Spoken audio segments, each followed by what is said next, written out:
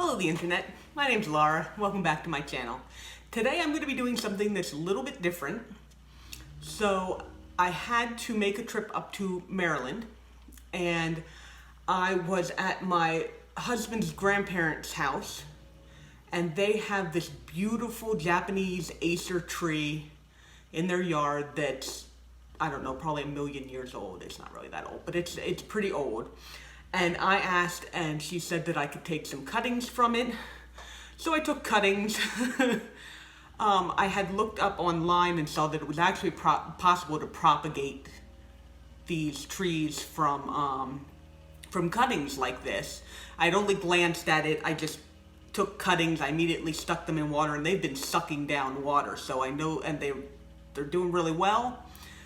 But I need to try and get them into actual soil. And then I figured, why not turn it into a video? It's a plant, it's not a house plant, but I'm going to be using my house plant knowledge to be able to hopefully turn some of these into actual cuttings, or like actual rooted cuttings. I'm not an expert on this, I've never done this before, but I have looked things up on the internet.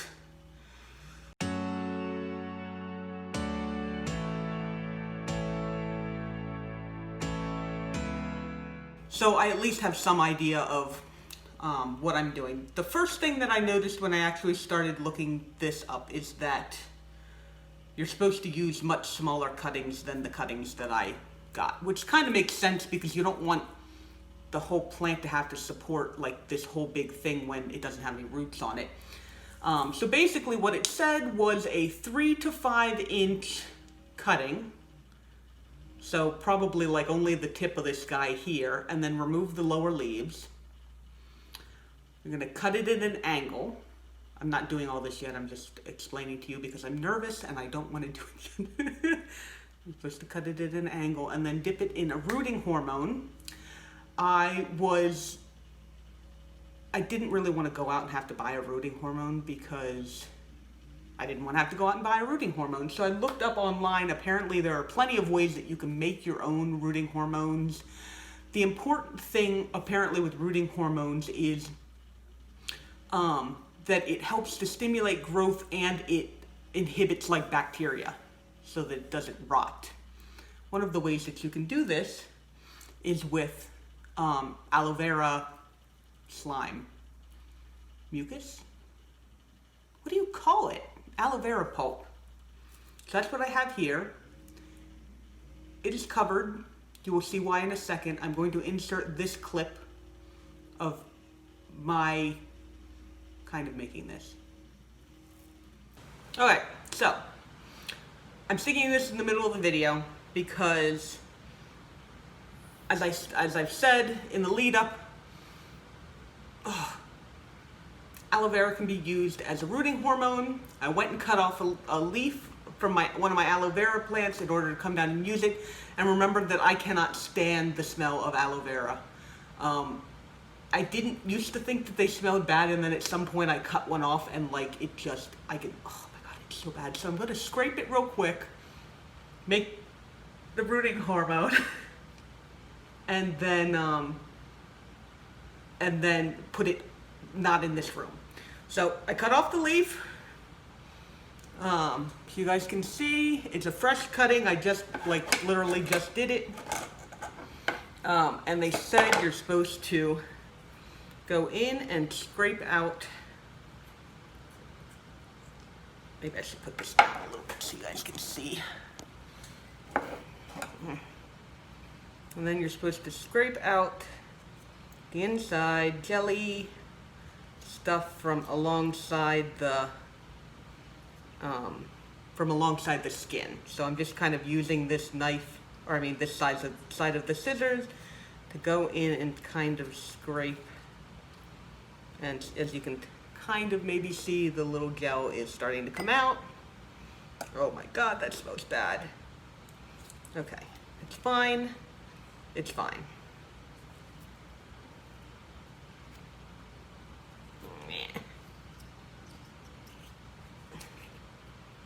All right, and then you're supposed to take this And they said you put a blender, use a blender and blend it with some water. I'm gonna use a whisk. If you don't have a whisk, you could probably use a fork, and you're just basically supposed to turn it into like a slurry. I think that's gonna be enough, and I actually cannot stand this smell anymore, so yeah. Okay, so yes, it is covered because the smell of aloe vera apparently literally like makes me gag. I managed to hold it together in that video, and then I immediately went outside and just had to like suck down air. So anyway, it is covered so that I do not get any of the smell. I basically stuck some water in here with the pulp and whisked it for a while until it had basically integrated. And so now it's like one big slurry, and it's gonna sit in here until I get to the step where I need that.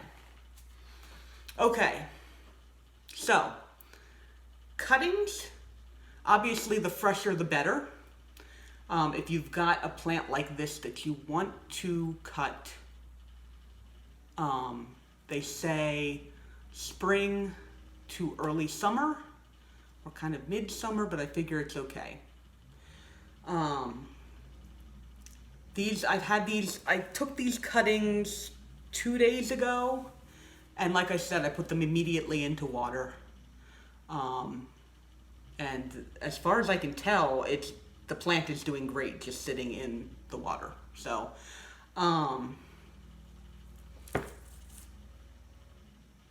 okay, I guess, so this specific breed of Japanese maple is Acer palmatum matsumure. God bless the Japanese, because their freaking words are pronounced exactly like they are. At least the romanized version. If you get a romanized version of a Japanese word, it is pronounced exactly like it looks. We've also been pronouncing karaoke wrong. It's karaoke. Yeah, fun fact, right?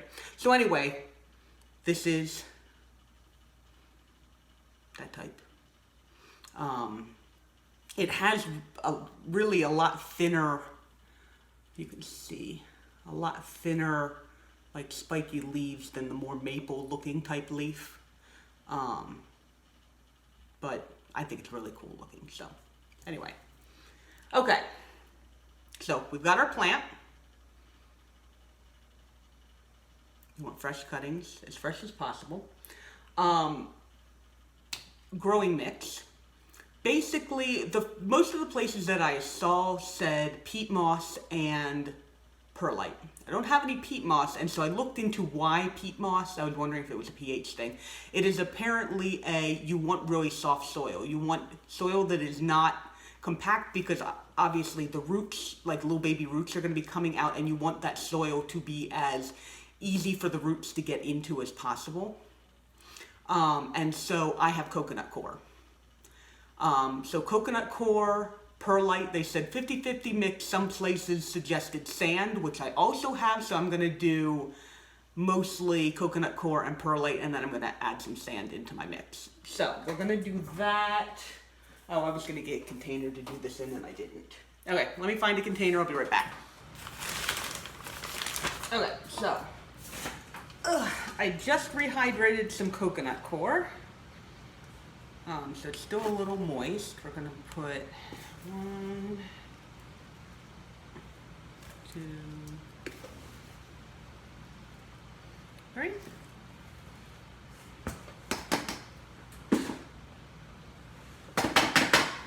I'm going to get coconut coir into my perlite, but that's okay. I've actually apparently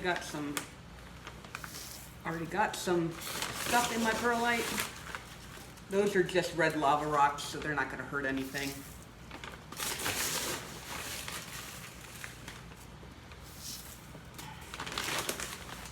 And let's see how loose this is without any sand in it. So yeah, like I said, the whole point of this mix is that you want something that's going to retain water, but not be too tough for the roots to get through. I don't think I'm gonna add the sand into this. I think I'm just gonna stick with this because I want it to be able to be, I think that's plenty well draining.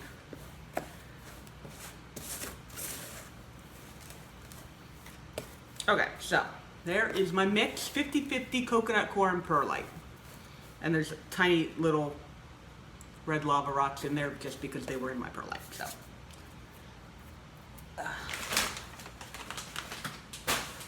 And I am going to, because I could probably keep this thing alive in the little bottle for a while, but because it's not easy for me to get more of this plant if I need it, I'm actually going to propagate quite a few of them.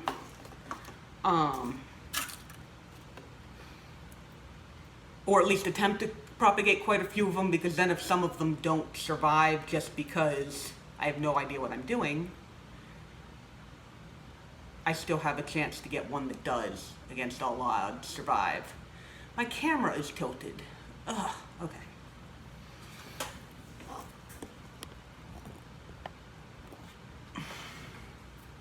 Okay, so we're gonna fill up each of these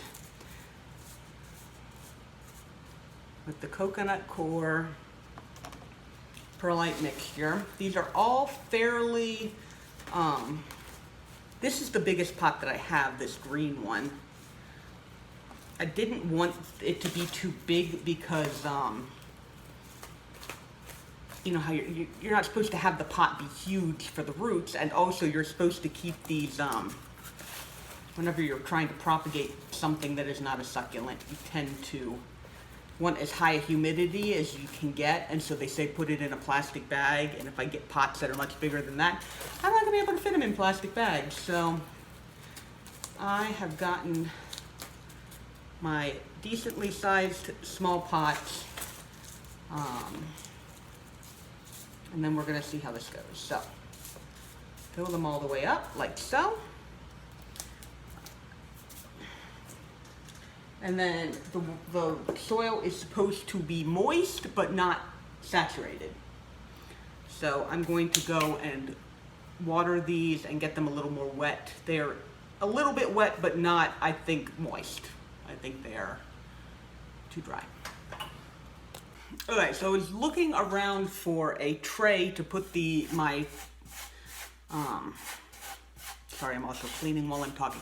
I was looking around for a tray to put my little pots in when I watered them, and I realized that my other soil mix container is probably like the perfect size that I can like put all of my little guys in there and put the lid on it, and it will create its own little terrarium. So I moved the soil mix that I had mixed up in here to another container, and these guys are going to live in here for at least a little while until they start rooting. If you do not have a container like this, obviously you probably don't just have a super tall container like this sitting around in your house, unless you're like me and keep soil in it and you don't need it for a month or two. You can also put it into a plastic bag. Gallon-sized plastic bags, it might be a little tight, but that's what I was planning on doing if I didn't, because I didn't find this. But basically what you're trying to do, the point is to keep the soil as moist as possible without it being wet. That is what promotes growth, and keeping the high humidity around the plant means that the plant doesn't get as stressed because it's not getting any water through its roots. So that is what you're aiming for. Anything that you can do, I mean, if you just have a naturally highly humid environment because you're keeping a lot of high humidity plants, you might be fine. They talked about misting. You could probably do the pebble tray, any kind of stuff like that. You just want to kind of keep the humidity up around the plants. This is going to be my solution. There are other solutions. Okay, I thought that was a spider. It is not. Perfect. Okay, so now that we have these guys, I put more water into them so that they will be a little more wet. Now we are going to actually get into the snipping of the plant and the putting of the plant in the rooting hormone. Figure out how to do that without dying. And then sticking them in here. So, I don't know, it's gonna be interesting. Get all these guys out here so that you can see them. I'm also gonna pull the extra wet out of the bottom of this container, so I'm gonna move you guys down again. Okay, so here are my 6 pots. I'm trying to keep the moisture in as much as possible. We're gonna be able to see this. Okay, so now what I wanna do, technically they said pencil-sized cuttings. I think that means length and not width, because I can't imagine, they said new growth is the best, and new growth is not gonna be as thick as a pencil. That's just, it doesn't happen. So I'm pretty sure that they meant about pencil length. So 3 to 5 inches is about pencil length. I guess I could probably use this. I'm gonna use this for poking holes. If you do use a pencil, you can also use the pencil for poking holes. I just don't actually have a pencil down here. I just have these. Okay, so I'm very nervous. We are going to take this guy here. All right, so about this long. I washed and disinfected my shears. We are cutting at an angle. Snip. Okay, and then it says remove the lower leaves. So I am taking off of these lower leaves and I am leaving these upper leaves. Okay, so it's about that long. I am going to dip this in my rooting hormone. Oh, right, and then I'm supposed to, and then you poke a hole in the center where you want to put it, because you want to put this in without disturbing the rooting hormone on your plant or on the stem. So you stick it in like so and cover it up. And you want to put about 3 or 4 inches, they said, into the soil. You want a decent amount of the stem in the soil. So this is what this one ended up looking like. Remember, it's about this tall, so it's got about that much down there in the soil, right? All right, so that goes back in there, and on to the next one. Okay, I'm not sure that you guys necessarily want to watch me do like all of these, but I'll do another one so that you can see.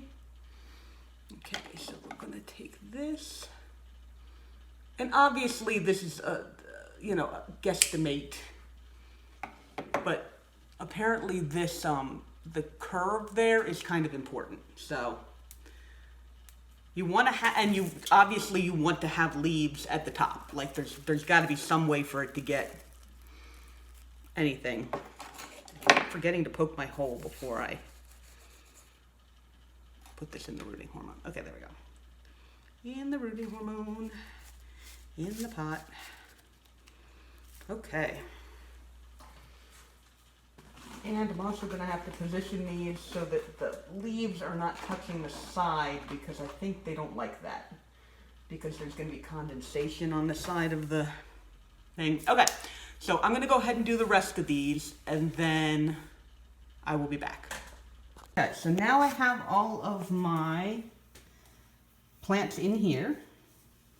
They have all been dipped in the rooting hormone. They all are in moist, hopefully not over-drenched soil. It's a little wet, but I don't think it'll be too bad. And then I'm going to put this lid on top. I guess unfortunately, because it's a clear lid, I mean a opaque lid, why is this not going on? Unfortunately, because it's an opaque lid, I cannot put it under light.